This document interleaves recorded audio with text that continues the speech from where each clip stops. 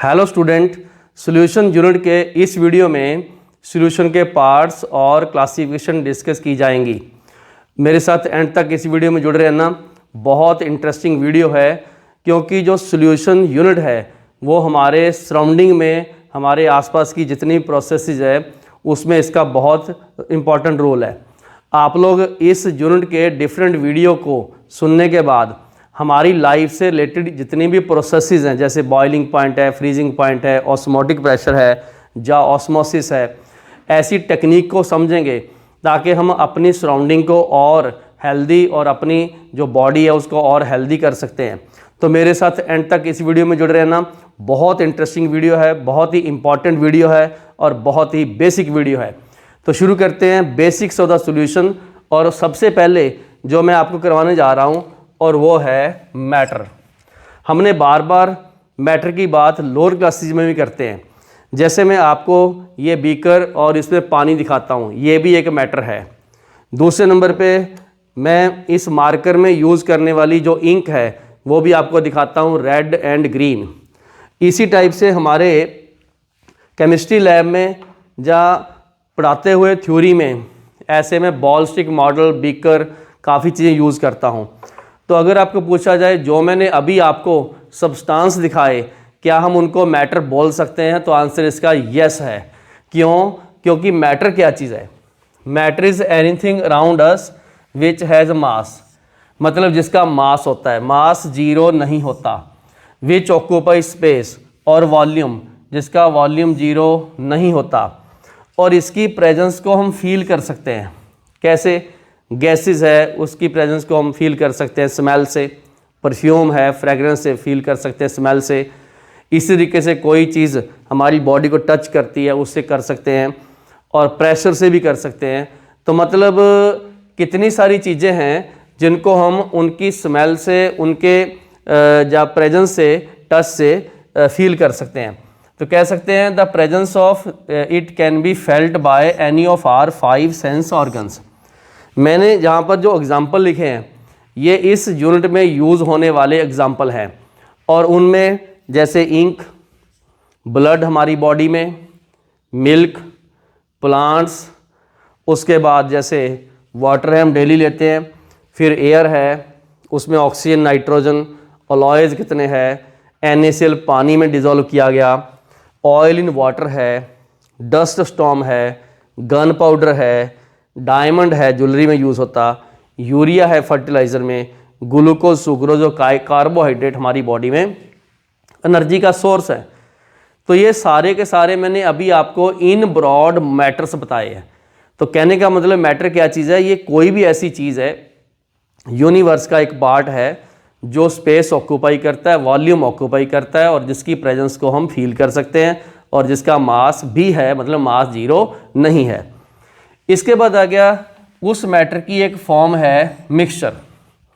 देखो matter element भी हो सकता है, कंपाउंड भी हो सकता है और मिक्सचर भी हो सकता है।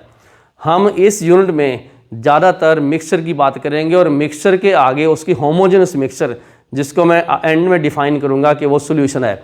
धीरे धीरे आगे बढ़ते हैं। It is the impure form. पहले नंबर पे ये इम्प्योर फॉर्म है, मतलब इसमें दो या दो से ज़्यादा चीज़ें होंगी, मिक्स होंगी। Impure form of matter containing 2 और मोर डिफरेंट कंपोनेंट्स। कंपोनेंट्स का मतलब मिक्सचर हमने किस चीज़ का बनाया। जैसे बोलता हूँ बीकर में पानी है, इस पानी में NaCl, तो इसमें क्या है? NaCl in water. इसी तरीके से मैं बोलता हूँ ये इंक है, तो इंक में क्या है? इंक में पिगमेंट्स होते हैं और एक सॉल्वेंट होता है। तो मतलब कहने का उस मिक्सचर में क्या कुछ है। तो लेकिन ये मिक्सचर की खास बात क्या है? उसमें रेशो फिक्स नहीं होता, इन एनी रेशो होता है, मतलब कोई भी प्रोपोर्शन हो सकता है उसका। प्रोपोर्शन का मैंने एग्जांपल दिया, जैसे 20%, 50%। ये NaOH का पानी में सोल्यूशन बनाया मैंने, मिक्सचर बनाया, तो उसमें एक में मैंने 20 ग्राम डिजोल्व कर दिया, एक में 50 ग्राम डिजोल्व कर दिया, परसेंटेज है 100 में। तो रेशो इसका फिक्स नहीं है। तो जब भी कभी रेशो फिक्स ना हो और उसके बाद डिफरेंट कंपोनेंट 2 या 2 मोर डिफरेंट कंपोनेंट हो और इम्प्योर हो, उसको मिक्सचर बोलते हैं। यहाँ पर मैंने मिक्सचर के काफ़ी सारे एग्जाम्पल भी लिखे। मैंने इधर बोला टू और मोर, और टू और मोर में क्या हो सकता है, दोनों एलिमेंट, ये देखो O2 N2 एयर में आपको सबको पता है, दोनों कंपाउंड जैसे वाटर और इथेनॉल दोनों कंपाउंड है, एक एलिमेंट एक कंपाउंड भी हो सकता है, ये O2 इन वाटर है। एग्जाम्पल मैंने इसलिए लिया कि असल में एक्वाटिक एनिमल जो हैं, पानी में रहने वाले जीव जंतु, वो सब ऑक्सीजन जो डिजॉल्व होती है वहाँ से लेते हैं, तो वहाँ पर भी हम बोलते हैं कि O2 and water they are the solutions. इसी तरीके से मैंने डिफरेंट प्रोपोर्शन की बात की, तो मैंने NaOH in water, NaCl in water हो सकता है, सुक्रोज ग्लूकोज इन वाटर हो सकता है, ब्लड में कितना कुछ है, वो भी सब एक मिक्सचर की फॉर्म है। तो अभी तक जो मैंने आपको बताया वो एक बार वीडियो रोक के इसको नोट कीजिएगा, और आगे हम इसी तरीके से मिक्सचर की टाइप, होमोजेनस हेट्रोजेनस, उनके एग्जाम्पल, फिर सॉल्यूशन और उनके पार्ट्स, क्लासिफिकेशन आगे के बढ़ते रहेंगे। तो ये पार्ट जो है वीडियो रोक के एक बार नोट कीजिएगा। तो नेक्स्ट करते हैं हम टाइप्स ऑफ द मिक्सचर। तो इस पार्ट में मिक्सचर की दो टाइप डिस्कस की जाएंगी, उनमें से एक है होमोजीनियस और दूसरा है हेट्रोजीनियस। दोनों डेफिनेशन भी डिस्कस होंगी, दोनों के कॉन्सेप्ट भी, लेकिन बेसिकली हमने अपने आसपास के एग्जाम्पल जरूर डिस्कस करने हैं ताकि आपको पहचान आए कौन सा होमोजीनियस है कौन सा हेट्रोजीनियस है। तो सबसे पहले देखते हैं होमोजीनियस। जहाँ वर्ड आता है होमो, इसका मतलब सिमिलर, एक जैसा, दे हैव द सेम और यूनिफॉर्म कंपोजिशन। मतलब आप लोगों को, जैसे मैंने इस बीकर में पानी रखा हुआ है, ये इसमें कोई लेयर नहीं दिखती, और इसमें अगर सॉल्ट भी डिज़ोल्व कर दूँ तो आपको यूनिफॉर्म दिखेगा। अपने रूम के आसपास जितनी भी एयर है, उस एयर में आपको जब तक उसमें डस्ट ना हो, कभी भी एयर के डिफरेंट कंपोनेंट O2 N2 के जो है लेयर नहीं दिखती, वो यूनिफॉर्म दिखता है। तो मतलब ये हुआ कि जिसमें है यूनिफॉर्म कंपोजिशन थ्रू आउट, और एक चीज़ और है वन फेज, मतलब देखने में एक जैसा, और ऑल द कंपोनेंट्स आर, ये बात बहुत इंपॉर्टेंट है, एक दूसरे में मिसिबल है, सॉल्यूबल होते हैं। तो ये कुछ इंटर मॉलिक्यूलर फोर्सेज का कॉन्सेप्ट भी है। अभी आपने ये देखना, मिसिबल है, सॉल्यूबल है, तो वो होते हैं होमोजीनस। एग्जाम्पल जैसे एयर, इसमें जितने भी इसके कंपोनेंट हैं, NaCl in water, ionic compound polar में डिजॉल्व हो जाता है। इथाइल अल्कोहल वाटर में हाइड्रोजन बॉन्डिंग है, यहाँ पर नोट कर लो, जहाँ भी हाइड्रोजन बॉन्डिंग आ जाए मतलब घुल जा सकते हैं। ग्लूकोज, सुक्रोज पानी में हाईली सॉल्युबल हैं। अलॉयज़ बेसिकली होमोजेनस है, क्योंकि इसमें अलग अलग आपको लेयर नहीं दिखती, एक या दो मेटल हम जब मिक्स करके उनको मोल्टन फॉर्म में सॉलिडिफाई करते हैं तो होमोजेनस होता है। ऑर्गेनिक कंपाउंड ऑर्गेनिक में सॉल्युबल होता है, लाइक डिजॉल्व लाइक का फंडा ये। तो कहने का मतलब आपको कुछ ऐसे एग्जाम्पल यहाँ याद रखने हैं जिसमें उसकी विजिबिलिटी देखने में वो एक जैसा ही दिखे। तो ये है होमोजेनस मिक्सचर, ठीक है। अब आ गया हेट्रोजेनस। हेट्रो का मतलब तो आप सबको पता होना चाहिए, डिफरेंट। डिफरेंट का मतलब जैसे मान लो हमने इस बीकर में पानी है, पानी में ऑयल डाल दिया, तो आप कभी देखना जो लो डेंसिटी का फैट है, ऑयल है, इसके ऊपर तैरेगा, ऐसे लेयर बन जाएगी। इवन अगर मैं ये वाली इंक इसमें डाल दूं तो इसमें क्योंकि ऑर्गेनिक सॉल्वेंट है, इसके ऊपर ऊपर तैरेगा ये। तो प्रैक्टिकल कभी लैब में करेंगे।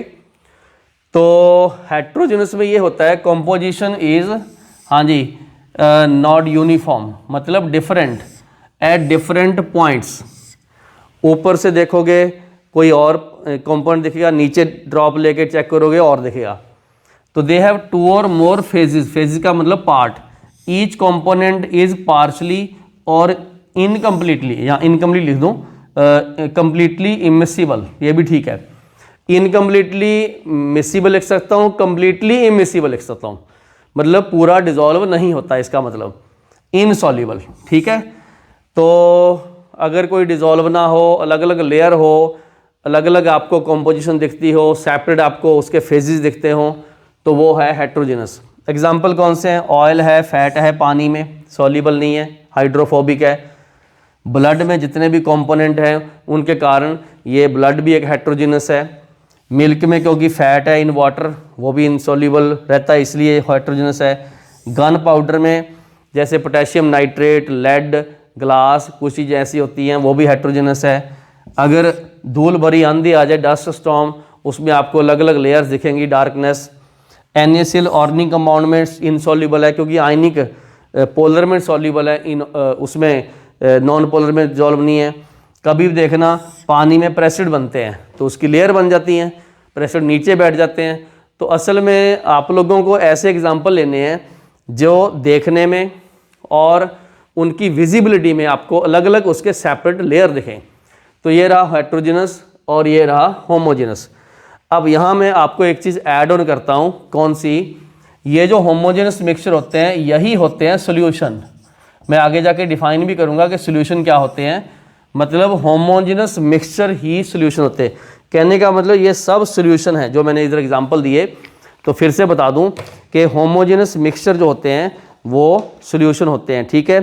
तो अब अपने इसके नेक्स्ट पार्ट में सॉल्यूशन के ही आगे पार्ट या सॉल्यूशन को डिफाइन करेंगे। तो आप लोग ये वाला सेक्शन जो मैंने वीडियो का पार्ट बनाया, तो आप लोग होमोजेनस हेट्रोजेनस दोनों उतारो। बेसिकली कंपैरिजन एंड एग्जांपल इसके ज़रूरी हैं। तो वीडियो रोक के एक बार उतार लो, इसको नोट डाउन करो और आगे करते हैं। मैंने यहाँ बोल दिया होमोजेनस मिक्सचर सॉल्यूशन है, तो मैं एक्चुअल में सॉल्यूशन को डिफाइन करूँगा और उसके पार्ट हम आगे डिस्कस करते हैं, फिर आगे क्लासिफिकेशन करेंगे। तो करते हैं नेक्स्ट पार्ट। तो इस पार्ट में सॉल्यूशन क्या चीज़ है, उसकी डेफिनेशन क्या चीज़ है और कुछ कॉमन एग्जांपल, और बाद में उस सॉल्यूशन के पार्ट्स कौन से हैं। बहुत बेसिक है। तो सॉल्यूशन जैसे मैंने पहले ही बताया, सॉल्यूशन क्या होता है? These are the homogeneous mixture, मतलब जिसकी यूनिफॉर्म कॉम्पोजिशन है और जिसमें 2 और मोर डिफरेंट कंपोनेंट होंगे, कंप्लीटली मिसिबल होंगे, किसी भी रेशो में होंगे, क्योंकि इसीलिए हम सॉल्यूशन को बोलते हैं इम्प्योर। मतलब solution basically impure form of matter है, मिक्सचर है ना ये। तो any ratio by weight with in certain limit, वो परसेंटेज वगैरह लिमिट होनी चाहिए। ऐसा नहीं है कि लिमिट की वाइडर रेंज हो, तो विद इन सर्टेन लिमिट। जैसे एग्जांपल है, अमोनिया को वाटर में से पास करते हैं, हाइड्रोजन बॉन्डिंग के कारण कम्प्लीटली सॉल्युबल है। NaCl पानी में सॉल्युबल है, यूरिया भी पानी में सॉल्युबल है, ग्लूकोज सुक्रोज पानी में होमोजेनस मिक्सचर बनाता है, तो ये सॉल्यूशन है। बेंजोइक एसिड एक ऑर्गेनिक एसिड है, वो ऑर्गेनिक सॉल्वेंट में कम्प्लीटली सॉल्युबल है। तो ये सब मैंने जो एग्जांपल आपको दिए, ये सब सॉल्यूशन के एग्जांपल है, या ऐसे बोल दूं होमोजीनियस मिक्सचर के एग्जांपल है। ठीक हो गया बिल्कुल। अब आ गया इस सॉल्यूशन के पार्ट्स क्या हैं। All the solution have 2 parts, एक सॉल्वेंट और दूसरा सॉल्यूट। सॉल्यूट एक से ज़्यादा भी हो सकते हैं, लेकिन सॉल्वेंट उनमें एक ही होता है। यहाँ एक चीज़ बता दूं, सॉल्वेंट जो वो हमने देखना है, मतलब सॉल्वेंट वो होगा जिसकी सेम स्टेट होगी एज द सॉल्यूशन। मतलब अगर सॉल्वेंट लिक्विड है तो सॉल्यूशन भी लिक्विड होगा, अगर सॉल्वेंट गैस है तो सॉल्यूशन भी गैसियस होगा, और अगर सॉल्वेंट सॉलिड है तो सॉल्यूशन भी सॉलिड होगा। तो मतलब सॉल्यूशन की स्टेट जिस स्टेट में, वो सॉल्वेंट की स्टेट होगी, क्योंकि सॉल्यूट तो कोई भी हो सकता है। सॉल्यूट तो लिक्विड सॉलिड गैस कुछ भी हो सकता है। तो सबसे पहले मैं आपको सॉल्वेंट बता दूं, इसको पूरे यूनिट में ए से रिप्रेजेंट किया जाएगा। यहाँ भी WA, wait of the A, number of moles of the A, volume of the A, mole fraction of the A. Solvent के लिए ए यूज़ करेंगे, सॉल्यूट बी फॉर बाद में। तो मतलब क्योंकि वो हम लोग सॉल्वेंट के बाद में ऐड करते हैं, तो इसलिए सॉल्यूट को बी में यूज़ किया जाएगा। वेट इसका WB, मोल फ्रैक्शन X इसका B, volume VB, number of mole NB। तो इसको B से रिप्रेजेंट करेंगे। तो पहले सॉल्वेंट है क्या? It is that component which is in large amount, ज़्यादा अमाउंट में होता है वो, ठीक है। इन विच सोल्यूट इज़ कम्प्लीटली मिसिबल, हम उसमें सोल्यूट डालेंगे दूसरा कंपोनेंट और पूरा डिजॉल्व हो जाएगा, ठीक है। जनरली पानी एक्वस में लेते हैं, CCl4 भी है, बेंजीन भी है, एसीटोन भी है। ऐसे कुछ कॉमन से इधर मैंने सॉल्वेंट लिखे हैं, ठीक है। तो सोल्यूट क्या है? कंपोनेंट इन लेसर अमाउंट, थोड़ा अमाउंट रहता है उसका, लेकिन वो सॉल्वेंट में कम्प्लीटली सॉल्युबल है, ठीक है। तो सॉल्वेंट हो गया ज़्यादा मात्रा में, सोल्यूट हो गया थोड़ी मात्रा में, थोड़ा अमाउंट, और दोनों आपस में कम्प्लीटली मिसिबल हैं, बट एक बात ध्यान रखना, सॉल्वेंट की जो स्टेट होगी वो सॉल्यूशन की स्टेट रहेगी। तो यहाँ पर जो मैंने एग्जांपल लिए हुए हैं, जैसे ये वाले मैंने सॉल्वेंट यहाँ से एग्जांपल लिए, इधर solute ammonia, urea, NaCl, sucrose, glucose, benzoic acid, ये सब मैंने सल्यूट यूज़ किए हैं। और भी बहुत हो सकते हैं, इवन एयर में, क्योंकि नाइट्रोजन बहुत मात्रा में है, तो जो O2 है उसको हम ले लेंगे सल्यूट, और N2 को ले सकते हैं क्योंकि N2 ज़्यादा मात्रा में है तो उसको सॉल्वेंट ले लेंगे। तो इस तरीके से हम अपनी सराउंडिंग से एग्जाम्पल को उठा के यहाँ लिख सकते हैं। ये काफ़ी नॉलेज वाला चैप्टर है, बहुत इंटरेस्टिंग और बेसिक है। तो आप लोग एक बार वीडियो इसकी रोको और वीडियो रोक के जितना भी मैंने अभी आपको करवाया उसको उतारो और आगे चलते हैं कि सॉल्यूशन को क्लासीफाई कैसे करते हैं, मतलब कौन कौन से क्राइटेरिया है कि सॉल्यूशन को क्लासीफाई करेंगे। तो एक बार वीडियो रोको और ये सेक्शन उतार लो पूरा कंप्लीट, और आगे चलते हैं अगले सेक्शन में, और वो है क्लासिफिकेशन ऑफ द सॉल्यूशन। तो इस पार्ट में जो सॉल्यूशन की क्लासिफिकेशन है वो डिस्कस की जाएंगी। और क्लासिफिकेशन करने का भी दो क्राइटेरिया है। पहला क्राइटेरिया है जिससे मैंने लिखा टाइप ए, टाइप 1, ये है based on the number of components, मतलब कंपोनेंट कितने हैं, क्या हमने 2 मिक्स किए, 3 मिक्स किए या 4 किए। तो जैसे अगर हमने 2 मिक्स किए 2, तो उसको बोल दिया मैंने बाइनरी सॉल्यूशन। जैसे NaCl इन वाटर, इसमें एक NaCl है, एक वाटर है, वाटर एक सॉल्वेंट है, NaCl सॉल्यूट है ही दो चीज़। तो जब कभी दो ही चीज़ें हों किसी मिक्सचर में, सॉल्यूशन में, तो बाइनरी होगा। ज़्यादातर सिलेबस में यही आता है। उसके बाद आ गया टर्नरी। टर्नरी का मतलब 3 कंपोनेंट हों, जैसे मैंने बोला NaCl ग्लूकोज दोनों करके पानी में ऐड कर दिए तो टोटल 3 हो गए, तो इसको बोलेंगे टर्नरी। अब आ गया क्वाटरनरी, मतलब 4। जैसे मान लो नाइट्रोजन एक सॉल्वेंट है, अपने उसमें O2 CO2 और हीलियम मिक्स कर दी, तो टोटल कितने हो गए, 1 2 3 4, तो ये बन गया क्वाटरनरी। क्वाटरनरी, टर्नरी, बाइनरी, ये नंबर के बेस पर सॉल्यूशन की 3 टाइप हैं। इसको मैंने फर्स्ट लिख दिया, इसको मैंने सेकंड लिख दिया और इसको लिखा थर्ड। तो कहने का मतलब पहला जो क्लासिफिकेशन का क्राइटेरिया है वो है based on the number of components, binary, ternary, quaternary, ये ध्यान रखना आप लोगों ने। और जब भी कभी आपको कुछ सॉल्यूशन दिया जाए उसके हर कंपोनेंट को पहचान के गिन लो और उसके accordingly binary, ternary, quaternary classify कर दो। दूसरा है बेस्ड ऑन द स्टेट, किसकी स्टेट, सॉल्यूशन की स्टेट, सॉल्वेंट की स्टेट, इवन सॉल्यूट की स्टेट। इसमें सिर्फ हमने स्टेट देखना है कि क्या वो लिक्विड है या सॉलिड है या गैस है। उसके बेस पर ये फिर पहला लिक्विड सॉल्यूशन जो हमारे सिलेबस में मेन यही है, फिर आ गया गैसियस सॉल्यूशन और ये दूसरा है, फिर आ गया सॉलिड सॉल्यूशन और ये है तीसरा। तो स्टेट के बेस पर हमने सॉल्यूशन को 3 टाइप में डिवाइड किया हुआ है।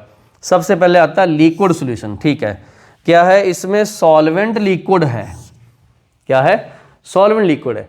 तो basically state of the solution is classified on the base of state of solvent. मैंने पहले बोला कि सॉल्वेंट की स्टेट वही होगी जो सॉल्यूशन की है, या वाइस वर्सा, जो स्टेट सॉल्यूशन की होगी वही होगी उसकी सॉल्वेंट की, दोनों सेम होते हैं। तो अगर सॉल्वेंट लिक्विड है लेकिन सोल्यूट कैन बी सॉलिड और लिक्विड और गैस कुछ भी हो जाए। जैसे मान लो वाटर में मैंने O2 मिक्स किया, ये तो गैस है, वाटर में नहीं इथेनॉल, ये लिक्विड होता है, वाटर में NaCl, ये सॉलिड होता है। तो अगर मैं इन तरीके से इसको 3 टाइप में, सॉलिड, ये बोलूँगा गैस इन लिक्विड, ये बोलूँगा लिक्विड इन लिक्विड और ये बोला मैंने सॉलिड इन लिक्विड। तो लेकिन हमने तीनों में लिक्विड लिया है तो ये लिक्विड सॉल्यूशन बन गया। दूसरा, सॉल्वेंट इज गैस, जैसे O2 इन N2। इसी तरीके से इसमें भी सॉलिड इन गैस होता है और लिक्विड इन गैस होता है, 3 इसकी टाइप होएंगी। सॉलिड सॉल्यूशन में क्या आता है, सॉल्वेंट इज सॉलिड, जैसे अलॉयज है, तो हम क्या करते हैं 2 या 3 मेटल को मोल्टन फॉर्म में मिक्स करके बाद में उनको सॉलिडिफाई कर देते हैं। तो वहाँ पर एक जो सॉल्वेंट है वो सॉलिड ले लेते हैं। तो इस तरीके से जा कोई ऐसे भी हैं कि हमने सॉलिड ले लिया, पोरस है, उसके अंदर फिर हमने गैस हाई प्रेशर पर डाल दी, वहाँ भी ऐसे पॉसिबिलिटी हैं। तो ये बेसिकली हमने इस तरीके से सॉलिड सॉल्यूशन और दूसरे नंबर पे गैसियस सॉल्यूशन और लिक्विड सॉल्यूशन हमने क्लासीफाई कर दिए हैं। तो ये थे 2 टाइप के क्राइटेरिया। सबसे पहला बेस्ड ऑन द कंपोनेंट, ये 3 टाइप के हैं, और बेस्ड ऑन द आगे आ गया स्टेट, ये भी 3 टाइप के। आगे इन सब की, इसकी 3 टाइप, इसकी 3 टाइप, और इनको हम देखेंगे आगे जाके। तो डिफरेंट टाइप के हम सॉल्यूशन अब देखने जा रहे हैं। मतलब बेस्ड ऑन द स्टेट आगे जितने भी टाइप हैं उनके एग्जांपल एनसीईआरटी बेस्ड करेंगे। तो नेक्स्ट पार्ट में करते हैं कि स्टेट के बेस पर फर्दर आगे कितने टाइप के जो सॉल्यूशन है टेबल बनाएंगे, एनसीईआरटी के एग्जांपल देंगे। बहुत इंटरेस्टिंग है और उसको एग्जांपल की बेस पे ही हमने याद करना है। वीडियो के ये पार्ट उतारो और आगे चलते हैं नेक्स्ट पार्ट में। तो ये पार्ट बहुत इंटरेस्टिंग है। इसमें जो भी हम एग्जांपल यूज़ करेंगे वो हमारे एग्जामिनेशन की डिमांड के अकॉर्डिंग, सिलेबस के अकॉर्डिंग और एनसीईआरटी बेस्ड है। तो मैंने पहले बोला कि जो सॉल्यूशन स्टेट के बेस पर 3 टाइप के हैं, liquid solution, gaseous and solid. तो ये बेसिकली सॉल्वेंट के बेस पे होते हैं। अब देखिए, अगर मान लो हमने सॉल्वेंट लिक्विड ले लिया तो उसके सॉल्यूट 3 हो सकते हैं, 1 2 3। इसके भी 3 हो सकते हैं, 1 2 3। इसके भी 3, 1 2 3। इसका मतलब टोटल जो सॉल्यूशंस हैं वो 9 टाइप के हैं। कितने टाइप के हैं? 9 टाइप के हैं। तो अब हमने ये देखा कि जो 9 टाइप के सॉल्यूशन हैं उनके आगे एग्जाम्पल क्या है। तो सबसे पहले आपने ये देखो, ग्लूकोज एक सॉलिड है और H2O लिक्विड है। तो मैंने बोला सॉलिड इन लिक्विड, ऐसे बोलूँगा क्योंकि सॉलिड सोल्यूट है इन लिक्विड। इथेनॉल लिक्विड है, वाटर भी लिक्विड है, तो हम बोलेंगे लिक्विड इन लिक्विड। तो ये लिक्विड इन लिक्विड का आ गया। O2 गैस है और ये लिक्विड है, तो हम इसको बोल देंगे कि O2 in water means gas in liquid. ये देखो, गैस सोल्यूट इन लिक्विड। इस तरीके से कैम्फर एक सॉलिड है, ठीक है, वो गैसियस में वोलेटाइल होके और उसके ड्रॉपलेट्स आ जाएं तो हम उसको बोलेंगे कैम्फर इन N2 गैस। उसी तरीके से क्लोरोफॉर्म के वेपर्स इंडस्ट्रियल वेस्ट से निकलते हैं, तो ये N2 गैस में है, ये लिक्विड है। अब ये तो है ही दोनों गैसेस, ठीक हो गया बिल्कुल।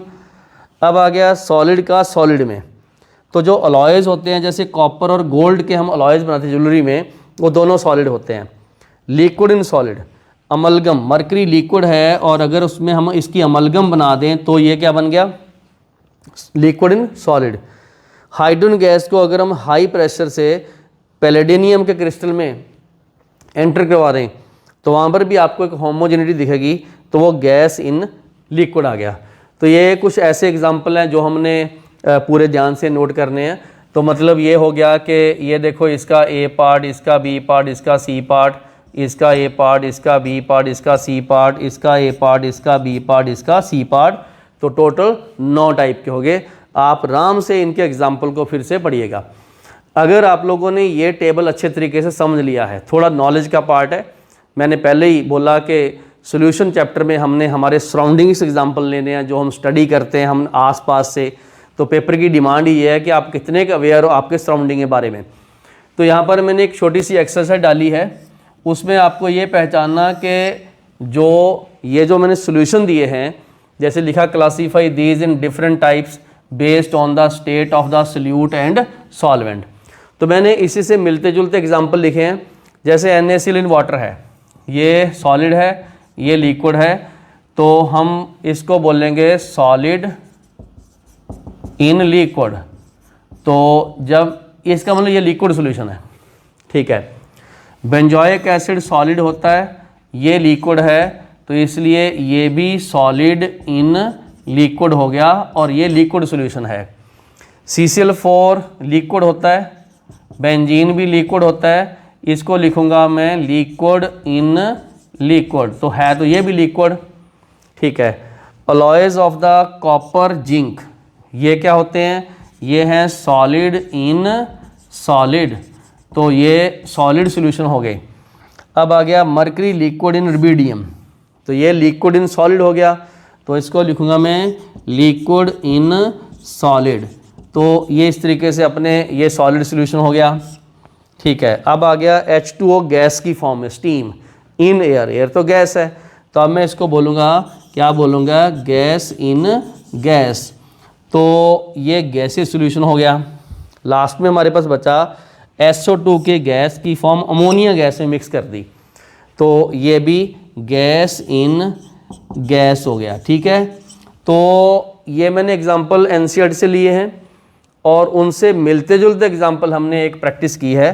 आप लोग एक बार वीडियो रोको, पूरे का पूरा सेक्शन बहुत इंटरेस्टिंग है, एग्जांपल बेस्ड है। थोड़ा सा हम ये मानेंगे कि हमारे सराउंडिंग के आसपास जितने भी एग्जांपल हम देखते हैं तो उनके बेस पर ये है सारा। तो एक बार वीडियो रोक के इसको कंप्लीट करो और ऐसे 2-2 4-4 एग्जांपल खुद सोचो कि हम अपने आसपास के जितने भी सराउंडिंग है, एनवायरनमेंट है, वहाँ से हम कितने और 2-2 4-4 एग्जांपल लिख सकते हैं। तो ये मैंने आपको टाइप करवाया। अब इसके बाद सॉल्यूशन के ही आगे थोड़ा न्यूमेरिकल पार्ट, थोड़ा क्वांटिटी पार्ट हम डिस्कस करते हैं कि किस टाइप से सॉल्यूशन के वेट, वॉल्यूम, मास, मोल और कंसंट्रेशन को रिलेट करते हैं।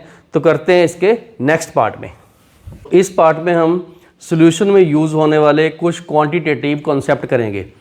इसका मतलब सॉल्यूशन में जितने भी न्यूमेरिकल सॉल्व करने हैं उनके लिए कुछ ऐसी वैल्यू, कुछ ऐसे सिंबल जो बार बार हर न्यूमेरिकल में यूज़ होने हैं, वो हम इसमें डिस्कस करने जा रहे हैं। तो देखिए, इधर सॉल्यूशन में एक सॉल्वेंट है ये वाला और एक है सोल्यूट। मैंने पहले बोला जो सॉल्वेंट है उसको हम A से रिप्रेजेंट करते हैं और सोल्यूट को B से। कई बार ऐसे भी लिखा होता है 1 और इधर 2। बताऊंगा मैं कैसे। अगर हमने सॉल्वेंट का वेट रिप्रेजेंट करना है तो WA है, जहाँ ऐसे W1 भी लिखा होगा तो वो वेट है, लेकिन सोल्यूट के लिए वो WB है, जहाँ ऐसे W2, क्योंकि चाहे सॉल्वेंट है चाहे सोल्यूट है तो वो मैटर, उसका वेट तो है ही। जो कैपिटल M है ये मोलर मास है, 1 मोल का मास, तो इसके लिए MA या M1, इसके लिए MB या M2। अब उसके बाद आ गया नंबर ऑफ मोल, ये स्मॉल n, इसको लिख देंगे N1, ठीक है, और यहाँ लिख देंगे N2, ठीक है, नंबर ऑफ मोल। पहले बताता हूँ, जब भी हम नंबर ऑफ मोल निकालते हैं तो जो वेट है इसका WB उसको MB से डिवाइड करते हैं, और उसी तरीके से ये भी। यहाँ आ गया वॉल्यूम, क्योंकि बहुत बार सॉल्वेंट या सोल्यूट लिक्विड होते हैं, गैसेस हो सकती हैं, या वाटर है, इथेनॉल है, तो उस केस में हम वॉल्यूम लेते हैं, तो VA VB। और आगे एक टर्म आएगी मोल फ्रैक्शन, इसको XA से XB से या X1 X2 रिप्रेजेंट कर सकते हैं। तो ये कुछ ऐसे सिंबल हैं जो क्वांटिटेटिव मतलब न्यूमेरिकल्स में हमने सॉल्यूशन में यूज़ करने हैं, और ये दोनों जो कंपोनेंट है सॉल्वेंट और सोल्यूट के लिए डिफरेंटली यूज़ किए जाएंगे। दूसरा क्वांटिटेटिव एस्पेक्ट है इसका ग्राम एटॉमिक मास। देखो, सॉल्यूशन एक मिक्सचर है, मिक्सचर एक मैटर है, उस मिक्सचर में कंपोनेंट्स हैं, वहाँ एलिमेंट भी है, कंपाउंड भी है। जब भी हमने सॉल्यूशन के किसी न्यूमेरिकल को उसकी कंसंट्रेशन या कोई भी रिलेटेड कॉन्सेप्ट करना है तो वहाँ पर एलिमेंट के वेट जरूर आने चाहिए। जहाँ मैंने कुछ ऐसे एलिमेंट लिखे हैं जिनके वेट हम सॉल्यूशंस में बार बार यूज़ करेंगे। तो एक बार आप खुद ट्राई करो वीडियो रोक के, और मैं इसके आंसर लिखूँगा, आप मैच कर लेना, ठीक है। तो ये आपने पहले ट्राई करनी है। तो लिखता हूँ, हाइड्रोजन का हमने ग्राम एटॉमिक मास 1 लेना है, हीलियम का हमने 4 लेना है, बेरिलियम का अपने 9 लेना है, इसका हमने 12 लेना है, नाइट्रोजन का 14 लेंगे और इसका 12 लेंगे। कार्बन 2 बार आ गया, तो मैं ये वाला कार्बन की बजाय बोरोन लिख देता हूँ। ये लो, यहाँ अपने बोरोन लिख देते हैं। बोरोन का हमने 11 लेना है, ठीक है। ऑक्सीजन का अपने लेना 16, ठीक हो गया। सोडियम का 23, मैग्नीशियम का 24, एल्यूमिनियम अपने 27 लेना है, फास्फोरस 31 है, सल्फर 32, क्लोरीन लेना है 35.5 एंड पोटेशियम लेना है 39, ठीक है। कैल्शियम होगा 40 और आयरन है 56, कॉपर है 63.5 और सिल्वर लेना हमने 108। तो मैच कर लो जो जो मैंने आंसर दिए थे। ये यहाँ करेक्शन करवाई है, यहाँ कार्बन 2 बार आ गया था तो मैंने बोरॉन से सब्स्टिट्यूट कर दिया। तो ये कुछ ऐसे एलिमेंट हैं जो सॉल्यूशंस के डिफरेंट कंपोनेंट में यूज़ होने हैं और उनके ग्राम एटॉमिक मास हमने यूज़ कर लिए। ये ग्राम एटॉमिक मास है, इसको बहुत बार ऐसे भी लिखा मिलेगा 1 ग्राम एटम, ये इसका रिप्रेजेंट करने का सिंबल है 1 ग्राम एटम। तो वीडियो रोक के एक बार ये पूरा कंप्लीट कीजिए। अब हम इसके आगे और इसी से रिलेटेड जैसे gram molecular mass, number of mole, mole के कॉन्सेप्ट, ये हम आगे करने जा रहे हैं। तो इसका नेक्स्ट पार्ट करते हैं। तो इस पार्ट में जो सॉल्यूशन के कंपोनेंट्स हैं जैसे सॉल्वेंट एंड सोल्यूट, अगर वो मॉलिक्यूलर फॉर्म में हैं तो उनके ग्राम मॉलिक्यूलर मास भी मैं यहाँ लिखवा रहा हूँ। आप लोग एक बार ये सेक्शन वीडियो का रोको, और इसमें मैंने 6 इधर लिए, 6 ये 12 हो गए, 5 ये रहे और 5 ये रहे। तो ये पूरे 22 ऐसे सब्सटेंस हैं जो हमारे इस पूरे यूनिट में बार बार आएंगे। आपने इनको एक बार सॉल्व करके रख लेना है। तो वीडियो रोक के एक बार ग्राम मॉलिक्यूलर मास इसके निकालने हैं। जैसे पहला है, क्योंकि ऑक्सीजन का मैंने इससे पिछले सेक्शन में 16 लिखाया, तो ये 2 × 16 = 32 आया। इसको लिखेंगे तो ये 28 ग्राम है। ये वाला 2 ये रहा और 16 ये 18 ग्राम है। इसको लिखेंगे तो 12 × 4 16 ग्राम। इसको लिखेंगे 14 × 3 17 ग्राम। इसको लिखोगे तो 12 एक रहा और 16 × 32 ये 44 ग्राम हो गया। ठीक है। अब आ गया सोडियम हाइड्रोक्साइड, कास्टिक सोडा बोलते हैं इसको। ठीक है। तो ये है NaOH। तो इसको इसमें आएगा ये 23 है। ठीक है। और ये आ गया +16 + 1 ये हो गया 40, याद रखना। ये वाला है रॉक साल्ट NaCl। तो ये हम किसी और चैप्टर में भी किया हुआ था, NaCl रॉक साल्ट स्ट्रक्चर। तो ये 58.5 है।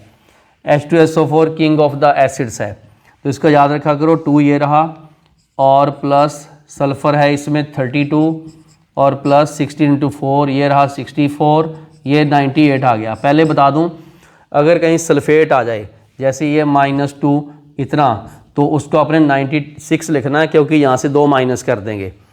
इसके बाद ये है HNO3, इसको कैलकुलेट कर लेना, ये 63 ग्राम है। अगर अकेला NO3 माइनस आ जाए तो वो 62 है। तो ये दोनों के दोनों 60 हैं, याद रखना। दोनों में सिमिलरिटी है, एसिटिक एसिड एंड NH2CONH2। तो इसमें C 2 हैं, H के 4 हैं, O 2 हैं। तो इसको सॉल्व करोगे तो 60 आएगा। ये दोनों यूरिया और ये दोनों 60 हैं। ठीक है। अब आ गया CaCl2। इसको कैसे करेंगे? 40 तो इसका हो गया, और क्लोरीन का क्या था 35.5, 2 मिला के क्या हो गया 70। ऐसे लिख दूँ into 35.5 it is equal to 111। देखो कैसा नंबर है 111। यस, क्या है 111। तो इसको सॉल्व करोगे तो 78 आ जाएगा। कैसे? 12 × 6 72 + 6 किया तो ये आ गया 78। ठीक है। इसको सॉल्व करोगे तो ये आना चाहिए 74 ग्राम। वो क्यों? क्योंकि ये 40 है और 16 + 1 17 को 2 से किया तो 74 आ गया। ठीक है। ये फिनोल है। क्या है? फिनोल। अब बेंजीन का डेरिवेटिव है, तो यहाँ आ गया C6H5OH। इसको निकालोगे तो 94 ग्राम आएगा। क्या आएगा? 94। ठीक है। ये बेंजोइक एसिड है। हाँ जी, क्या है? Benzoic acid. ठीक है। इसको सॉल्व कर लेना। फॉर्मूला इसका आएगा C6H5COOH। 12 को 6 से, 5 को 1 से, फिर 12 को 1 से, ऑक्सीजन 2 आगे H, तो याद रखना 122 है। ये बेंजोइक एसिड 122 है, कैलकुलेट भी कर लेना। अब आ गया K2SO4। हमें पता है पोटेशियम कितना होता है 39 × 2, तो कितना हो गया? ये हो गया 78। ठीक है। 78 तो ये हो गया, प्लस 96 ये हो गया, प्लस मैंने क्या किया 96, तो ये आ गया 174। ठीक है। उसके बाद आ गया एन हेप्टेन। एन हेप्टेन का मतलब 7 कार्बन का अल्केन। ये है 7 कार्बन का अल्केन C7H16। तो अगर आप 12 को 7 से करोगे 84, और ये याद रखना 100 है। कितना इजी याद करना, 100 है ये। उसके बाद ये आ गया इथेनॉल। हाँ जी, क्या है, इथेनॉल, बिल्कुल सही। इथेनॉल को सॉल्व करोगे तो 12 को 2 से कर लेना, और हाइड्रोजन को 5 और 1 6 6 हो गए, और ये 16 है, तो चेक कर लेना, ये 46 ग्राम पर मोल आ जाएगा।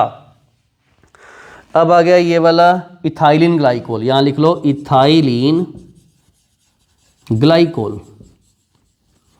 तो अगर अपने कार्बन देखें, कार्बन इसमें 2 हैं, हाइड्रोजन देखें 2 2 4 5 6 हैं, वो इसमें 2 हैं। तो अगर अपने इसको सॉल्व करें, ये 24 आ गया प्लस 6 आ गया प्लस 32 आ गया, आंसर इसका 62 आएगा, क्योंकि ये दोनों मिला के 30 एंड 62 आ गया। HCl तो बहुत सिंपल है, 36.5 ग्राम पर मोल ये आ गया, मतलब मोलर मास। लो जी, तो जो आपने एक बार सॉल्व किए थे उनको चेक करो, कहीं गलती ना हो। ये वाला पार्ट सॉल्यूशन चैप्टर के लिए, ये वाला जो पार्ट है वेरी वेरी इंपॉर्टेंट है, क्योंकि हमने मौके पे कैलकुलेट करने में टाइम वेस्ट नहीं करना। हमें कुछ बातें तो स्पेशली रटी हों, डायरेक्टली याद हों बस फ्रीक्वेंटली। और ये आगे जाके सॉल्यूशन चैप्टर में एंड में कुछ ऐसे टॉपिक आएंगे वांट ऑफ फैक्टर, उनमें ये इनके याद आने चाहिए। 94 इसका है, 122 इसका है, ये हमें फ्रीक्वेंटली याद होने चाहिए, ठीक है। तो अगर कोई नया भी आ जाता है तो उसका ग्राम एटॉमिक मास दिया होता है, ब्रैकेट में दिया होता है, हमें सिर्फ कैलकुलेट करना आना चाहिए। तो मैंने अभी तक 22 for the sake of safety security practice के लिए ये करवा दिए, लेकिन हम आगे और करते हैं ऐसे ही कुछ कॉन्सेप्ट, तो नेक्स्ट सेक्शन में। तो वीडियो रोक के एक बार ये सारा चेक कर लो, उतार लो, तो आगे करते हैं नेक्स्ट पार्ट। तो इस पार्ट में हम एक ऐसा इंपॉर्टेंट टॉपिक करने जा रहे हैं जो केमिस्ट्री के हर नॉवेलिकल का बेसिक है, उसको बोलते हैं मोल। जैसे हम लोग किसी भी 12 एंटिटीज़ को 12 चीज़ इकट्ठी हों उसको 1 डजन बोलते हैं। इसी तरीके से 100 इकट्ठे हो जाएं तो उसको बोलेंगे सेंचुरी। तो उसी टाइप से अगर कोई भी particle, atom, molecule, electron, microscopic particle, अगर हम लोग उसके एवोगाड्रो पार्टिकल इकट्ठे करते हैं तो वो 1 मोल बनता है। तो कहने का मतलब 1 मोल क्या हुआ, यहाँ मैंने लिखा भी हुआ है, ध्यान से पढ़ लेना, कि इट इज़ दैट क्वांटिटी और that amount of any substance, चाहे वो सल्यूट है, सॉल्वेंट है, एटॉमिक है, मॉलिकुलर है, मतलब कोई भी हो, तो which contain same number of particle, atom, molecule और ion as contained in 12 gram of carbon 12 isotope. Carbon के डिफरेंट आइसोटोप्स हैं, उनमें हमने कार्बन 12 लेना, तो उसके 12 ग्राम में जितने पार्टिकल हैं, अगर उतने ही पार्टिकल किसी और में हों तो उसको 1 मोल मिलते हैं। और ये ध्यान रखना, इसके 12 ग्राम में इतने पार्टिकल होते हैं, एवोगाड्रो बोलते हैं इसको, एवोगाड्रो नंबर 6.02 इंटू 10⁻23, तो ये 1 मोल है। मतलब 1 मोल बेसिकली एक ऐसी क्वांटिटी है, अमाउंट है, जिसमें उतने पार्टिकल हैं जितने के कार्बन 12 के 12 ग्राम में होंगे, और वो एवोगाड्रो हैं। सिंपल सी बात, एवोगाड्रो नंबर इज़ 1 मोल। फिर से बोला मैंने, एवोगाड्रो नंबर इज़ 1 मोल, ठीक है। तो मैंने इधर एग्जांपल लिया 1 मोल हीलियम का, क्योंकि हीलियम तो एटॉमिक है, तो Avogadro atom of helium. 1 mole water का, वाटर मॉलिक्यूल है, एवोगाड्रो, यहाँ मॉलिक्यूल लिख दूंगा, ये लो molecules of water. 2 mole of calcium, calcium atomic है, तो मैंने 2 इंटू एवोगाड्रो यहाँ पर एटम कर दिया। तो ये ध्यान रखना आपने कि एटॉमिक है या मॉलिकुलर, एटॉमिक में एटम लिखने हैं और मॉलिकुलर में मॉलिक्यूल लिखने हैं, ये मैंने ठीक कर दिया। और कैल्शियम एटम है तो यहाँ एटॉमिक लिख दिया हमने एटम। तो ये 1 मोल है, 2 है तो 2 से मल्टीप्लाई, 3 है तो 3 से मल्टीप्लाई, ऐसे हमने करते जाना। तो बहुत सिंपल सी बात है, इस चीज़ को ध्यान से समझ लो, 1 मोल एवोगाड्रो पार्टिकल है। अब आ गया, मोल को रिप्रेजेंट करने के, एक्सप्रेस करने के 3 तरीके हैं। एक मास है, एक नंबर है, एक वॉल्यूम है। ये हमने कब कब यूज़ करना, उसके लिए यहाँ पर मैंने लिखा कि 1 मोल 3 तरीके से रिप्रेजेंट किया जाता है। एक इन टर्म्स ऑफ मास, जब हमने मास लेना है, ध्यान से समझिएगा, जब हमने मास लेना है तो ये देखेंगे कि वो एटॉमिक है या मॉलिकुलर है। एटॉमिक है तो GAM, मॉलिक्यूलर है तो GMM। इससे पिछले सेक्शन में मैंने ग्राम एटॉमिक मास, ग्राम मॉलिक्यूलर मास करवाए थे। ग्राम एटॉमिक मास बेसिकली 1 मोल का मास है और ग्राम मॉलिक्यूलर मास वो भी 1 मोल का मास है, लेकिन वो एटॉमिक था, ये मॉलिक्यूलर है। इधर आ गया इन टर्म्स ऑफ नंबर, मतलब गिनना किसी चीज़ को। गिनती वाले नंबर में इसको एवोगाड्रो एटम बोलते हैं, ये एटॉमिक है, और मॉलिक्यूलर है तो मॉलिक्यूल बोल देंगे। ठीक है, डिपेंड करता है कि सब्सटेंस, जैसे मैंने अभी लिखा कि वाटर है तो मॉलिक्यूल लिख दिया, हीलियम है तो एटम लिख दिया। इस तरीके से सब्सटेंस या तो एटॉमिक होता है या मॉलिक्यूलर, तो अकॉर्डिंगली हमने उसका नंबर यूज़ करना। एवोगाड्रो एटम एटॉमिक के लिए और एवोगाड्रो मॉलिक्यूल मॉलिक्यूलर के लिए। तो वॉल्यूम कब लेना हमने? वॉल्यूम लेना सिर्फ गैसेस के लिए। किसके लिए? सिर्फ गैसेस के लिए। तो गैसेस में एक चीज़ ध्यान रखना, गैस चाहे कोई भी हो, ऑक्सीजन हो, नाइट्रोजन हो, मीथेन है, N2 है, SO3 है, इवन वाटर भी गैसेस फॉर्म में आ सकता है, हीलियम है। बस उसके 22.4 लीटर गैस के STP पे स्टैंडर्ड टेम्परेचर जो प्रेशर कंडीशंस होती हैं उस पे उसके 22.4 लीटर को 1 मोल लेना हमने। तो कहने का मतलब मोल को हमने मास की टर्म में एक्सप्रेस कर दिया, नंबर की टर्म में एक्सप्रेस कर दिया और वॉल्यूम की टर्म में एक्सप्रेस कर दिया। तो मेरे ख्याल से काफ़ी बातें क्लियर हैं, बिल्कुल सिंपल है। तो मोल को हमने 3, मास के 2 तरीके हैं, ग्राम एटॉमिक मास, ग्राम मॉलिक्यूलर मास, नंबर के 2 तरीके हैं, एटम और मॉलिक्यूल, वॉल्यूम का एक ही तरीका है। इतना जरूर है कि कई बार लीटर की जगह मिलीलीटर लिखा होता है, तो वहाँ पर हमने ये 22400 मिलीलीटर लिख लेना, बात एक ही है। ओके, वो कई बार लिखा होता है सरप्राइज करने के लिए, तो ये लिखा होता है, ट्विस्ट होता है। तो एग्जाम्पल कैसे है, मैंने एक सब्सटेंस लिया हीलियम, एक मीथेन ले लिया। अब मैंने 1 मोल हीलियम का देखना है, तो 1 मोल हीलियम का होगा 4 ग्राम हीलियम के, और एवोगाड्रो उसमें एटम होंगे हीलियम के, 22.4 लीटर होंगे। ये आ गया मास, ये नंबर और ये वॉल्यूम। इस तरीके से मैंने 1 मोल मीथेन का भी करना है। तो जब 1 मोल मीथेन का करूँगा तो उसमें 16 ग्राम मीथेन के हैं, क्योंकि मीथेन का मॉलिक्यूलर मास, ग्राम मॉलिक्यूलर मास लेना हमने, और एवोगाड्रो मॉलिक्यूल होंगे 22.4 लीटर होंगे। तो असल में इन 2 एग्जाम्पल से मैंने ये प्रूव किया कि according to the nature of substance के वो एटॉमिक है या मॉलिक्यूलर, हमने ये डेफिनेशन को आपस में इक्वेट करना है कि 1 मोल उसमें कितना मास है, उसमें कितने एटम्स हैं और उसका वॉल्यूम कितना है। तो अगर हम 3 क्वांटिटी को, मास, नंबर और वॉल्यूम को इक्वेट करेंगे तो आगे जो सेक्शन में करवाने वाला हूँ उसमें हम न्यूमेरिकल एकदम से फटाफट कर लेंगे। तो एक बार आप वीडियो रोको, ये वाला सारा पार्ट उतारो, बहुत इंटरेस्टिंग और बेसिक पार्ट है। 1 मोल का मैंने बेसिक्स आपको करवाया, और अब इसके आगे जो हम करने वाले हैं कुछ शॉर्टकट, कुछ फॉर्मूले, और देन करेंगे न्यूमेरिकल्स। तो इसके नेक्स्ट सेक्शन में चलते हैं। तो इस सेक्शन में हम डिस्कस करेंगे कि नंबर ऑफ मोल कैसे निकालते हैं। मैंने अभी आपको बताया कि मोल बेसिकली वो क्वांटिटी है जो 12 ग्राम कार्बन में जितने भी पार्टिकल हैं उसके बराबर। लेकिन मैंने मोल को 3 तरीके से आपको डिफाइन किया, एक्सप्रेस किया। एक था इन टर्म्स ऑफ मास, दूसरा था in terms of Avogadro number, और तीसरा था वॉल्यूम। अब अपने उन तीनों क्वांटिटी को इक्वेट करना है, तो उसको इक्वेट करने का एक ही तरीका है, number of mole. Number of mole, number of मोल का सिंबल होता है n। जब इन्होंने नंबर बोल ही दिया तो इसका मतलब कोई यूनिट नहीं है, तो ये बेसिकली रेशो होगा, it is the ratio of 2 similar quantities. For example mass, mass से, नंबर से और वॉल्यूम से। क्योंकि मोल का यूनिट नहीं है, क्योंकि नंबर बोल दिया हमने, और इसको n से एक्सप्रेस करते हैं। तो देखिए हमारे पास मोल को एक्सप्रेस करने के 3 तरीके थे, या तो मास था, या नंबर है, या वॉल्यूम है, और वॉल्यूम में लीटर और मिलीलीटर है, तो इसको तो हम एक ही लेते हैं। तो जब अपने पास W क्या है, यहाँ लिखा मैंने W, it is the given mass. मान लो आपको किसी भी सब्सटेंस का मास दे दिया, सपोज 100 ग्राम दे दिया, तो आपने क्या करना, 100 यहाँ रख देना। जो सब्सटेंस है उसका मोलर मास नीचे रखना, मतलब ग्राम एटॉमिक मास या मॉलिक्यूलर मास, ये देख लेना सब्सटेंस कैसा है। तो इस वेट को मोलर मास से डिवाइड करना, और ये n क्या है, n यहाँ लिखा नंबर ऑफ पार्टिकल्स। एटम है या मॉलिक्यूल, ये देख लेंगे कि एटम है या मॉलिक्यूल, तो उसके हिसाब से ये एटम है, नीचे एवोगाड्रो, हर बार अपने एवोगाड्रो से डिवाइड करना नीचे, और इसकी वैल्यू हमने रूटीन में ये लेनी है, वो जो 0.023 उसका नहीं, ये होल नंबर ले लिया करो।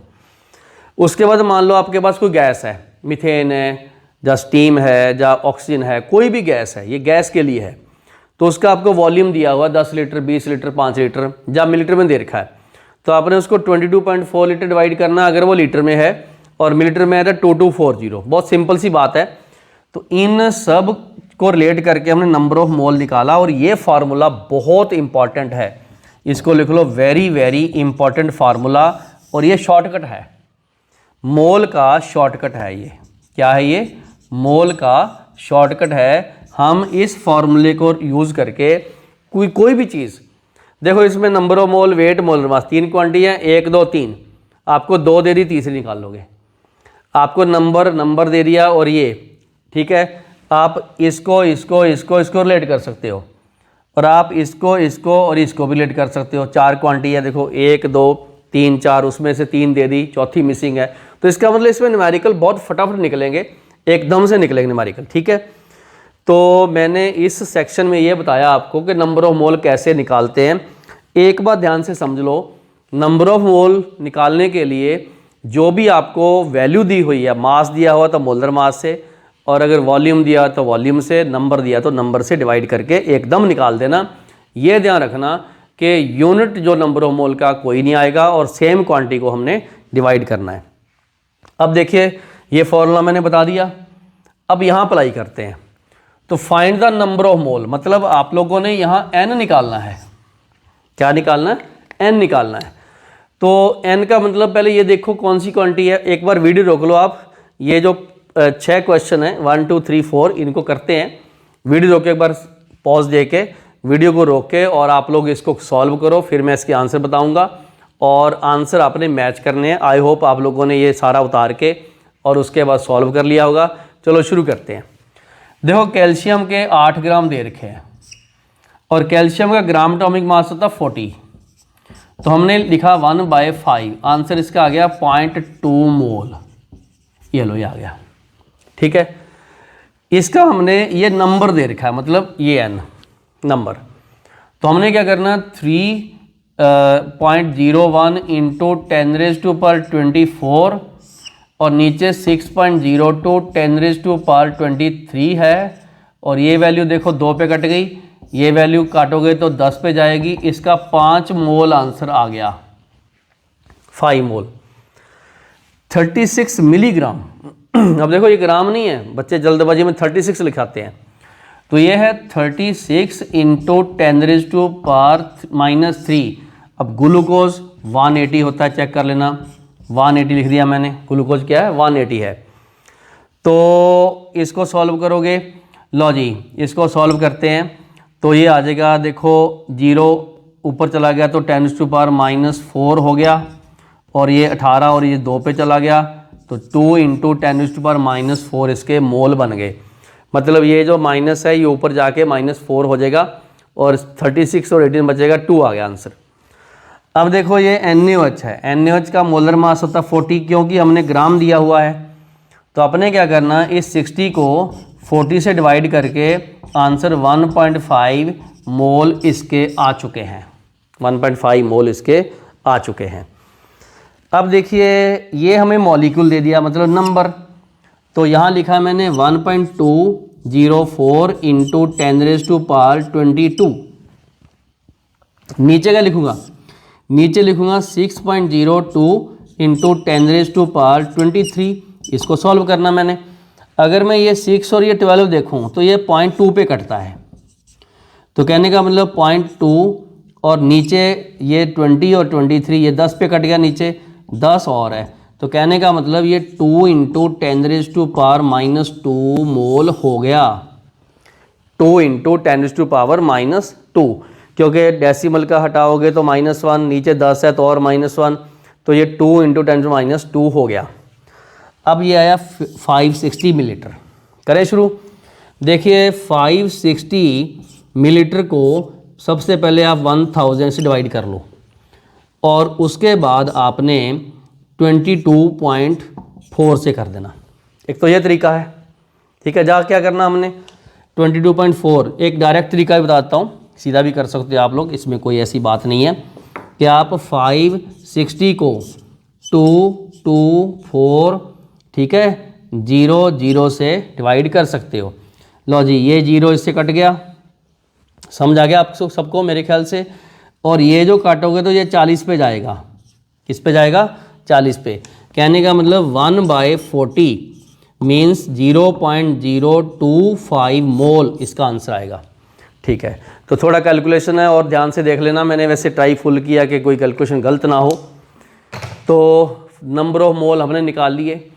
वेरी इंपॉर्टेंट टॉपिक हमने अभी किया है नंबर ऑफ मोल वाला। तो ये इसका आगे पार्ट बहुत आएगा नंबर ऑफ मोल।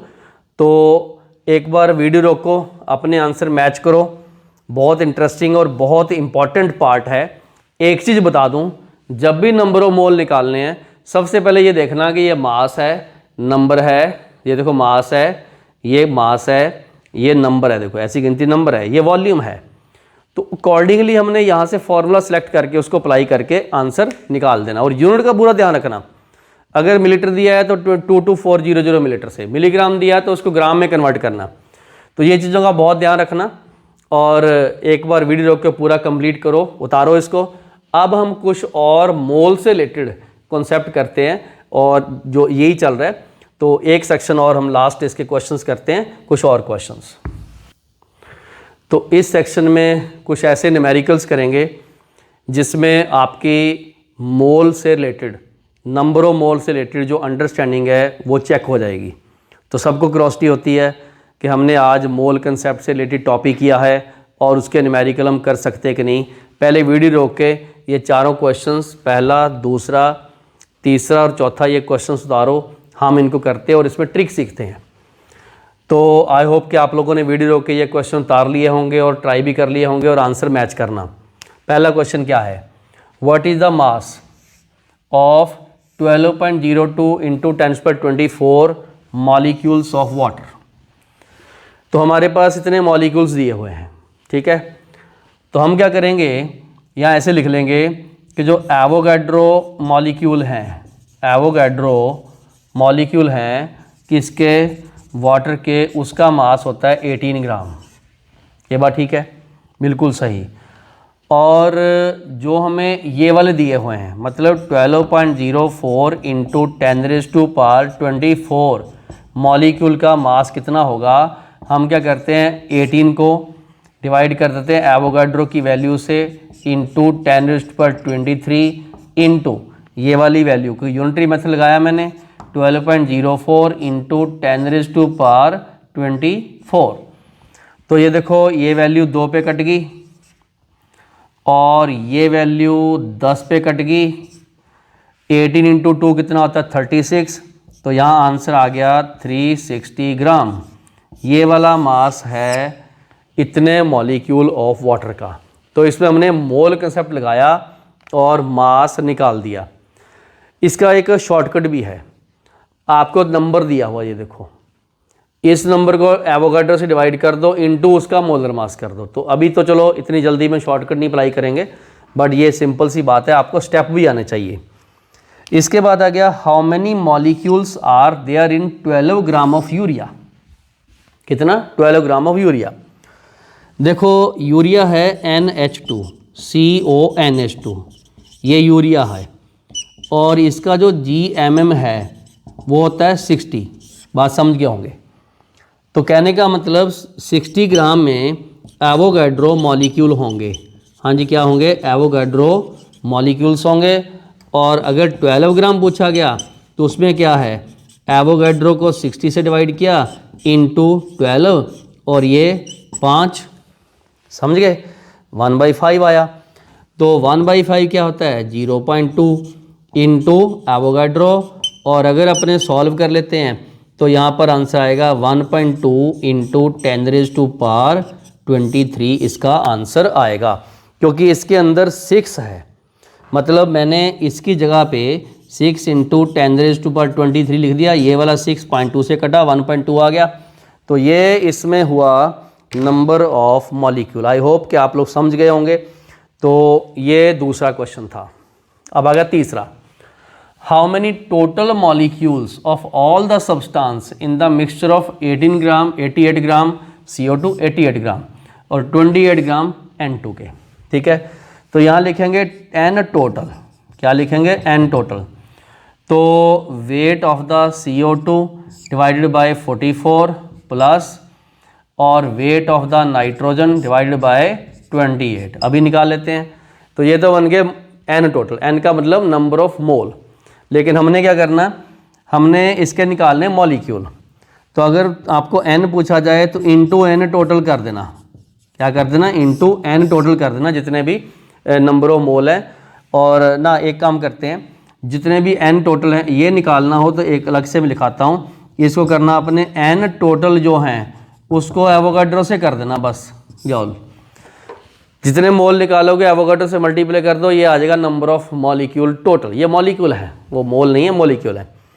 लो जी 88 को डिवाइड किया 44 से प्लस 28 को डिवाइड किया 28 से, आंसर आ गया 3 मोल। हाँ जी क्या है, 3 मोल, कहने का मतलब 3 इंटू एवोगाड्रो मॉलिक्यूल आ गया। और अगर अपने इसका सही में आंसर निकालें, वो इसके अंदर 6 है, ठीक है, इसके अंदर 6 है, तो 6 को 3 से करो 18 आएगा। तो 1.8 इंटू 10⁻² लिख देना, क्योंकि जो 23 का वो अपने आप ही पावर 1 बढ़ गई, मैंने 1.8 में लिखा, ये इसका साइंटिफिक नोटेशन है, ठीक है। लो जी, how many total ions are there in 22.2 gram of CaCl2। Try कीजिएगा एक बार, और वीडियो रोक के आप पहला ये क्वेश्चन चेक कर लो, उतार लो, दूसरा क्वेश्चन भी चेक करके उतारो, इसको नोट डाउन करो, तीसरा क्वेश्चन भी नोट डाउन करो। वेट दिया हुआ है, मोलर मास डिवाइड किया, मोल बन गए, ये भी मोल बन गए, ये टोटल मोल बन गए 3 को एवोगाड्रो से किया तो टोटल मॉलिक्यूल बन गए। यहाँ मैं लिख दूँ एक बार, ये मॉलिक्यूल है, क्या है ये, मॉलिक्यूल है, मॉलिक्यूल, ठीक है, ये भी मॉलिक्यूल है। एक बार इसको ठीक कर लो, पूरा कर लो, कई बार शॉर्टकट लिख देते हैं, तो ये मॉलिक्यूल है। ओके, तो एक बार वीडियो रोको पूरा। अभी मैं चौथा जो क्वेश्चन है, फोर्थ, वो इधर करवाऊंगा। लॉजिक करते हैं अपने, बहुत इंपॉर्टेंट है फोर्थ क्वेश्चन। वीडियो रोक के आप लोगों ने पहला क्वेश्चन, दूसरा क्वेश्चन, तीसरा उतारना है। तो अब हम चौथे क्वेश्चन का, लास्ट क्वेश्चन का करते हैं सॉल्यूशन, और उसमें आप चेक करना कि इसका आंसर क्या आएगा। पहले थॉट समझो क्या है। देखिए यहाँ पर CaCl2 है, ठीक है, तो जो CaCl2 है वो जब भी आयन में टूटता है तो उसमें कैल्शियम और 2 Cl आयन मिलते हैं। कहने का मतलब इसमें से 3 आयन्स मिलते हैं, एक इसका, 2 इसका, 3 आयन्स मिलते हैं, ठीक है, एक में से 3 मिलते हैं, बात समझ गए। ओके, ये एक फॉर्मूला यूनिट है, कहने का मतलब 1 मोल में से 3 मोल मिलेंगे। अब मोल निकाल लो। तो अपने क्या करते हैं, टोटल आयन अगर आपको पूछा जाए तो आपने क्या करना, जितने भी मोल हैं n इंटू एवोगाड्रो करके इंटू 3 कर देना। ये तो मोल हैं, ये बन गए मॉलिक्यूल, 3 क्यों लिए, आयन से लिख देना मैंने। लो इसमें अपने वैल्यू फिल कर देते हैं। वैल्यू कैसे फिल करेंगे, देखो हमें इसका मास दे रखा है 22.2। लो जी 22.2 ग्राम है, और CaCl2 जो होता है वो 111 होता है, मैंने पहले बोला 111 ग्राम, 111 ग्राम इंटू एवोगाड्रो इंटू 3, ये वैल्यू जो है 0.2 पे घटेगी, क्योंकि डेसिमल ना होता 2 पे जाती, 0.2 पे चलेगी। 0.2 का मतलब यहाँ पर 3 आ गया, तो इसका मतलब 0.6 इंटू एवोगाड्रो, बिल्कुल सही है। इसके अंदर 6 है, ये आ गया 3.6 इंटू 10⁻23 आयंस, इसका आंसर है। चेक कर लीजिएगा, क्योंकि इसके अंदर जो 6 है, 6 इंटू 0.6 इज 3.6 इंटू वो 823, तो ये रहा इसका आंसर। और अगर मैं जस्ट देखूं 0.6 इंटू एवोगाड्रो, इस ऑप्शन में तो यही बनता है, ये लो डी, वो तो हमने एक्चुअल में निकाल दिया, अदरवाइज तो आंसर उसका 0.6 इंटू एवोगाड्रो है। I hope you really enjoyed this question. Last question बिंदास क्वेश्चन है, बहुत इंपॉर्टेंट है, तो मिस्टेक्स इसमें नहीं होनी चाहिए। लो बच्चों, वीडियो रोको एक बार, पूरा कंप्लीट जो हमने आज बेसिक्स ऑफ द सॉल्यूशन किए हैं। तो शुरू से लेके मैंने आपको एक बोला था कि सॉल्यूशन चैप्टर हमारी डेली लाइफ में बहुत इंपॉर्टेंट है। आज मैंने आपको इस वीडियो नंबर 1 ऑफ सॉल्यूशन में सॉल्यूशंस के नेचर, उसकी टाइप, उसकी क्लासिफिकेशन, उसके पार्ट्स, उसके सिंबल्स, इवन मोल और उसकी एप्लीकेशन भी करवाई है। मिलते हैं ऐसे ही एक और बढ़िया नए वीडियो में, जिसमें हम आगे करेंगे कंसंट्रेशंस ऑफ द सॉल्यूशंस, क्योंकि सॉल्यूशन की कंसंट्रेशन वेरिएबल होती है। मिलते हैं नेक्स्ट वीडियो में। Till then take care, have a nice day.